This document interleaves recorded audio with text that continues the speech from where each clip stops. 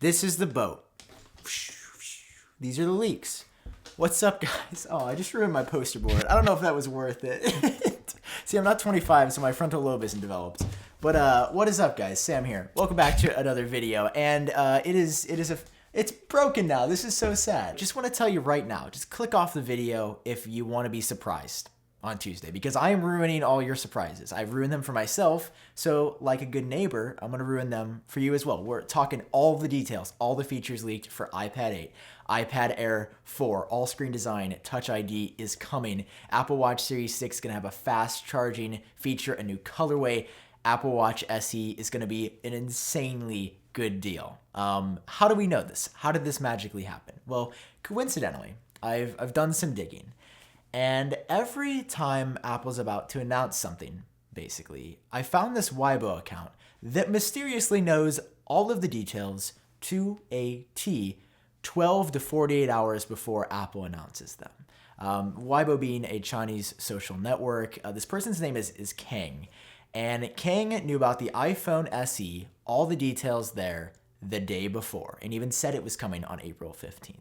On the night before Apple's Worldwide Developers Conference, knew tons of details about software. I've never talked about this on video before, but if you check, they predicted like hand washing on the Apple Watch a day before. Like, that is oddly specific to the point where there is no way they're guessing. I've got their whole page figured out. I just want to go over what we're hearing now, what they're saying about this next event, because it's incredibly exciting to see this stuff ahead of time.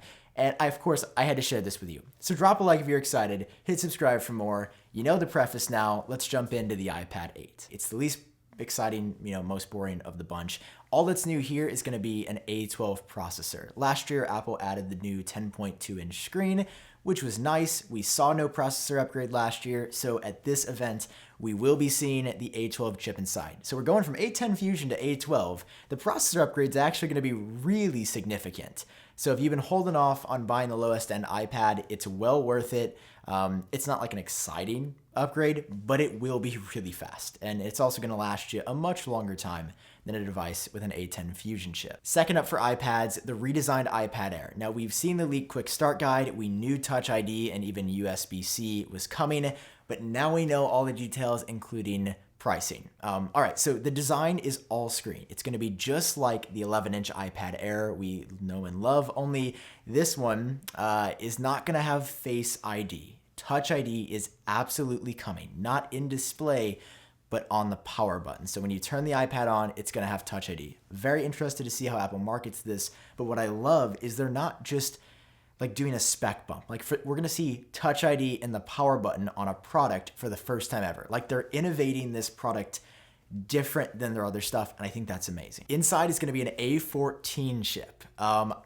If there's one thing to not believe about them, well, there's a couple things about this that make me skeptical of Kang's claims, although, they are historically so accurate. I just feel like A14 is really powerful to have that in like the newest iPhones and in some of the newest MacBooks and in this iPad Air. But A14 chip's supposed to be on the inside, which would be sitting next to 64 gigs of base storage. So that is going to be what you get from the jump now. The display is going to be 10.8 or 10.9 inches, very, very similar to the 11-inch iPad Pro we have now. You're going to be getting stereo speakers. You will be getting Apple Pencil support. The iPad Air has had Apple Pencil support, but it's been for first generation.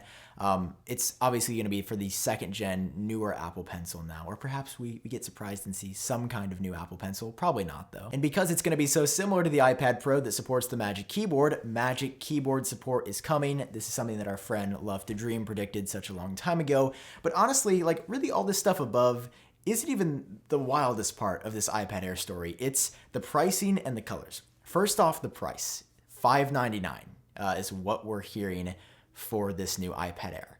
Really good deal. Really, really good deal for these specs. The colors, space gray, silver, and gold. They're what we've had on the iPad Air since last year, but we are also getting blue and green. Now, with anybody else saying that, I'd be skeptical, but Kang is 95% accurate for this stuff. And blue and green, it seems like potentially the new iPhone color. and the midnight green color could come. And it's like, as the mid-tier iPad, sort of on the lower end of things, I mean, Apple's done colors on the iPhones forever. Why would they not expand it into the iPad eventually? Especially, like, Tim Cook has gone on record for celebrating the work that their Apple Paint color partners have done. Like, I think Apple could finally be at that stage where they're not going to be boring with colors for the first time. So blue and green iPad Airs, I mean, it'll be great for marketing. That's probably going to be another way Apple wants to differentiate this from the iPad Pro, since the designs will be similar, just the internals will be very different. Okay, now for the Apple Watch. So there's 2 new ones coming. The Apple Watch SE, let's start there. We've got this hybrid of a bunch of stuff, which is kind of interesting. It's going to be the Apple Watch Series 5 processor with likely a built-in compass inside the body of a Series 4 with no electrocardiogram function. So it's going to be Apple cutting costs in very specific areas. But like, if Apple can offer this for $300, which is the current price of the lower end Apple Watch, or I think maybe even $200, I can't remember right now. But if they can offer it for between $200 and $300, it's going to be an insanely good deal, because you're going to be getting the edge-to-edge display and then basically just a year-old processor for way less money. Now, you will be sacrificing the always-on display and a couple of other nice things. But the source also says that an altimeter for like measuring elevation is coming, but that's been around for the Series 3, so I don't really know why that was mentioned in particular. Now for the big one, all right, the Apple Watch Series 6. I had to do it to you. I had to save the best for last because, hey, this is what I'm most looking forward to. Okay, the Apple Watch is huge. It has blown away everybody's expectations.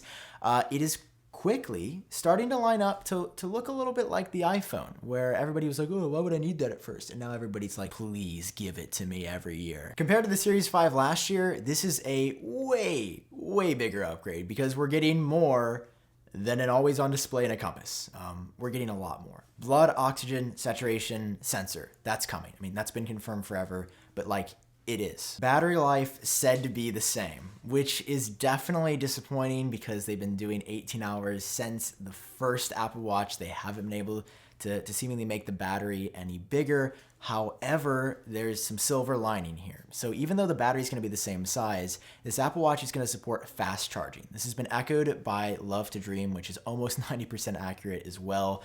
So it's going to be able to, just like the iPhone, to charge maybe 50% in like, 15 minutes or something crazy like the iPhone. So if you do want to use it for sleep tracking, it's not going to take as long to charge as your older Apple Watch. You might be able to put it on the charger before bed for 5 or 10 minutes and have it get you through the entire night, rather than 30 or 40 minutes to just make it to the next morning. And physically, while the design is going to be identical year over year, there's going to be a new color. Now, we don't know what it is. We're just hearing a new color. There's a lot of speculation that it's going to be blue, or like a navy blue, to sort of match the iPhone, but it really could be anything. Like that's not as specific as we're getting here. We just know there is going to be some new colorway finish on this Apple Watch Series 6. And Apple's also going to be introducing a new band finish as well. So a new style band. You know, we've got like the nylon loop, the sport, the Milanese, you know, there's like a million at this point. The leather, you know, who doesn't love some leather? I guess that sounds weird though. But again, color could be anything, but maybe it matches the new iPad Air, but it is just one coming. Like, it's not going to be 2 new colors for the Apple Watch, just should be one colorway. So this is the event. Oh, hold on, I forgot one more thing.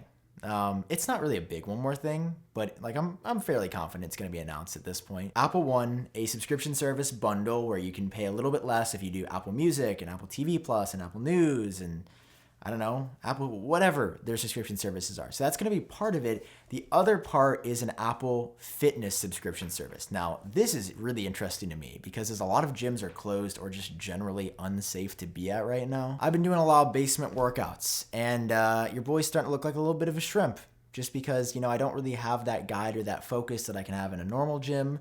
When I am my own trainer properly. Because they'll be like, hey, you like guided workouts on your wrist and you're stuck at home in quarantine? I'll be like, yeah, I do, actually. So I'll sign up for that. So the Apple subscription fitness service is, I think, the one thing that nobody's really talking about that I think will make the cut. But everything else, guys, you're killing me. You're really killing me. iPads and Apple Watches and fitness. That's the event. That's it. If you think Apple's going to surprise everybody with the iPhone, you're wrong. If you think the ARM Mac is coming, it is not. We would have heard something about it. Listen, I know you want the iPhone 12 just like I do, but it's not coming now. It's not coming at this event.